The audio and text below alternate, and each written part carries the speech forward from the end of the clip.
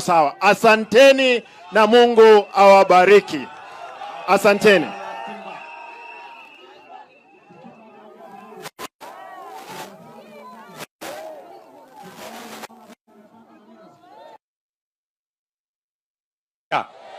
Tukisonga namna hiyo ndani ya serikali, si mnajua mimi ni mfundi hii kupanga serikali, naelewa sana.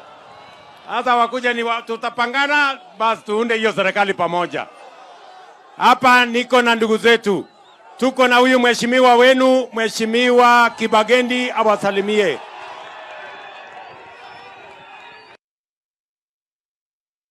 Mheshimiwa Rais, abantu bamintombi yamore more no mogoko tingo tuoma ruta to magenderero Kibagendi tuoma tuoma ruto arente chipara Kibagendi tuoma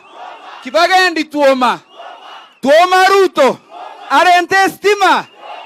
Your Excellency, first we want to appreciate you for the wonderful job you have done to weave this country together, kwa kuleta watu wale ambao umetoa kwa opposition waingie kwa serikali tufanye kazi. Ya pili, ningependa kurudisha shukrani kubwa kwa barabara ile ya Nyakoe kwenda Marani ambao umeweka pesa na contractor yuko pale, barabara hiyo itaisha.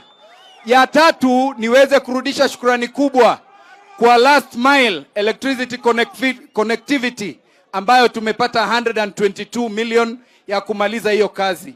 Ya tatu, niombe kule Kiamwasi tuko na polytechnic ambayo imebaki kidogo kama shilingi milioni 50 tuweze kuimaliza.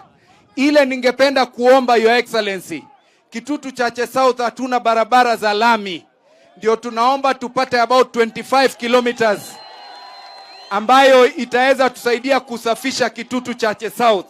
Jambo lingine ni factories. Iko factory ya Coca-Cola ilikuwa hapa lakini ikakufa. Kama tunaweza pata investor aweke pesa hapo na tupate factory ya ndizi na avocado. Ya mwisho Your Excellency, hospitali zetu hapa Kisii zinanyanyaswa na NHIF. Tunaomba uweze kuintervene ndio hospitali zetu ziweze kulipwa pesa ziweze kufanyia wananchi kazi. Na ya mwisho kabisa Your Excellency, hapa Kisii tuko na timu ya mpira inaitwa Shabana.